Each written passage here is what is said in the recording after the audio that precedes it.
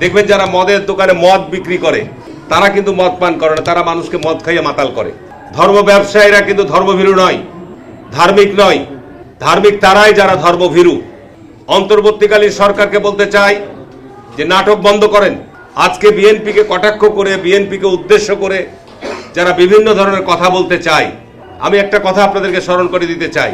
দেখবেন যারা মদের দোকানে মদ বিক্রি করে তারা কিন্তু মদ পান করে না, তারা মানুষকে মদ খাইয়ে মাতাল করে। ঠিক না বেঠিক বলছি কথাটা? আর ধর্ম ব্যবসায়ীরা কিন্তু ধর্মভীরু নয়, ধার্মিক নয়। ধার্মিক তারাই যারা ধর্মভীরু। একটা রাজনৈতিক দল সম্পর্কে আমরা ভালোভাবেই জানি, যখন উদ্দেশ্যমূলকভাবে বলে যে এক স্বৈরাচারকে বিদায় করে আর এক স্বৈরাচারকে নিয়ে আসবে, কাকে উদ্দেশ্য করে বলেন? এক চাঁদাবাজকে উৎখাত করে আর এক চাঁদাবাজকে, এই সমস্ত কথা যখন বলেন কাদেরকে উদ্দেশ্য করে বলেন?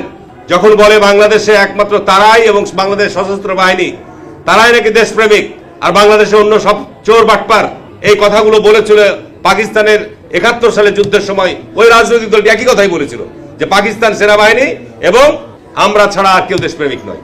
একই কথা তারাই ৫০-৫৩ বছর পর একই কথা তারা বলছে। কি কথাগুলো ঠিক না বেঠিক বলছি? আজকে বাংলাদেশের মধ্যে তারা নতুন করে বিভাজন তৈরির কথা বলছে, আজকে চাঁদাবাজির কথা বলছে বা দখলের কথা বলছে। আমি আপনাদের কিছু তথ্য চান, এখানে সাংবাদিক ভাইরা রয়েছেন, বাংলাদেশের বিভিন্ন জায়গায় যাবেন, তাদের যেখানে যেরকম অবস্থান আছে তারাও এই সব অপকর্মের সাথে জড়িত। আরে আমরা তো বাংলাদেশ জাতীয়তাবাদী দল, আজকে যারা এই সমস্ত কর্মের সাথে জড়িত, আমাদের পার্টির অ্যাক্টিং চেয়ারম্যান সুস্পষ্টভাবে আজকে বিএনপির হাজার হাজার নেতা কর্মীকে শুধু বহিষ্কার নয়, তাদের বিভিন্ন দলের পদও তাদের স্থগিত করা হয়েছে। কি কথাটা ঠিক না বেঠিক বলছি? সুতরাং আমরা দীর্ঘ ১৫-১৬ বছর যাবত মাঠে রয়েছি।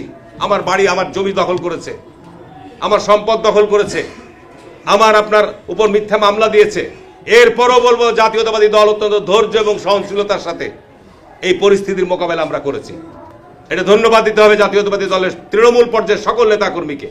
এত বড় একটা বিপর্যয়ের পর যেভাবে আমরা এই জনবিস্ফোরণকে আমরা নিয়ন্ত্রণ করেছি, এটি চারটিখানি কথা নয়।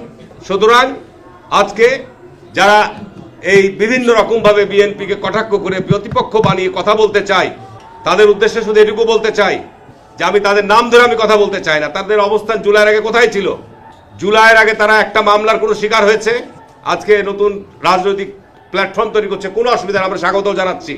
নতুন রাজনৈতিক বা বন্দোবস্তের কথা বলছে, কোনো অসুবিধা নাই। তাদের পিছনে জনমত আছে কিনা, তাদের পিছনে ছাত্র সমাজের সমর্থন আছে কিনা, এই বিষয়টি অত্যন্ত চিন্তার বিষয় রয়েছে। আজকে দেশের এই যে ষড়যন্ত্র চক্রান্ত হচ্ছে, এই জন্য আমাদের জাতীয়তাবাদী শক্তিকে আমি বলবো আরো ঐক্যবদ্ধভাবে এই ষড়যন্ত্র চক্রান্তের মোকাবেলার জন্য আমাদের প্রস্তুত থাকতে হবে। অন্তর্বর্তীকালীন সরকারকে বলতে চাই যে নাটক বন্ধ করেন। ৫ মাস পার হয়ে গেল দেশের, আমরা বারবার বলছি যে একটা নির্বাচন, অবাধ সুষ্ঠু শান্তিপূর্ণ নির্বাচনের আয়োজন করেন। নির্বাচনের মধ্য দিয়ে যতক্ষণ পর্যন্ত একটি নির্বাচিত সরকার না আসবে, আজকে দ্রব্যমূল্যের সংকট বলেন, যানজটের সংকট বলেন, এই যে আজকে প্রেস ক্লাবের সামনেই সিএনজিওয়ালারা ধর্মঘট আপনার রাস্তা অবরোধ করছে, আপনার আজকে অটো রিক্সা করে ঢাকা শহর ভরে গেছে, সারা জায়গায় এ ব্যাপারে আপনার রাজনৈতিক সিদ্ধান্ত নিয়ে কাজগুলো আপনার সমাধান করতে হবে। এরা পারবে না। কিন্তু আজকে যারা সংস্কারের কথা বলছেন, সংস্কার, মানুষ এত সংস্কার বুঝে না। মানুষ চায় শান্তি, নিরাপত্তা, মানুষ চায় পেটে আপনার ক্ষুধার নিবারণের জন্য অন্ন, মানুষ চায় তাদের কর্মসংস্থান। আর মানুষ যেটি চায়, গত ১৫ বছর এই যে ফ্যাসিবাদ যারা কায়েম করেছিল, পুলিশের প্রায় ১,০০০ লোক পুলিশ পালিয়ে গেছে। তারা যেহেতু সরাসরি বেআইনি কাজের সাথে জড়িত ছিল, পুলিশ যেহেতু এদেশের মানুষকে হত্যা করেছে, মিথ্যা মামলা দিয়েছে, তারা পালিয়ে গেছে। কিন্তু অন্যান্য সেক্টরের লোকরা কি পালিয়েছে?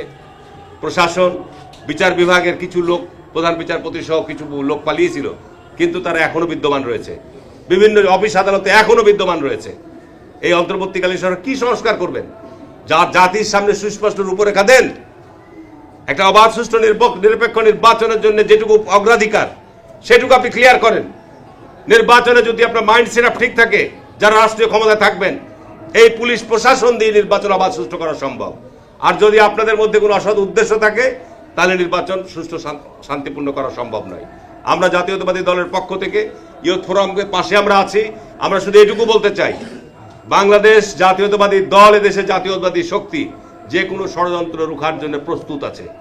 আমরা অপেক্ষা করছি সরকারের কাছ থেকে ক্লিয়ার স্পষ্ট বক্তব্য জানতে চাই।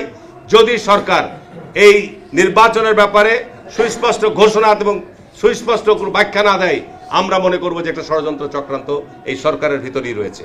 সুতরাং আমরাও কিন্তু সুস্পষ্টভাবে এটা মোকাবেলা করার জন্য রাস্তায় নামতে বাধ্য। আমরা সমর্থন দিচ্ছি, আমরা সহযোগিতা দিচ্ছি।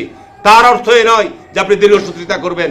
দেশের মানুষের অর্থনৈতিক সংকট বাড়বে, দেশের মানুষের সামাজিক সংকট বাড়বে, দেশের বিভিন্ন প্রাতিষ্ঠানিক সংকট বাড়বে, এটি আমরা কোনোভাবে বরদাস্ত করব না।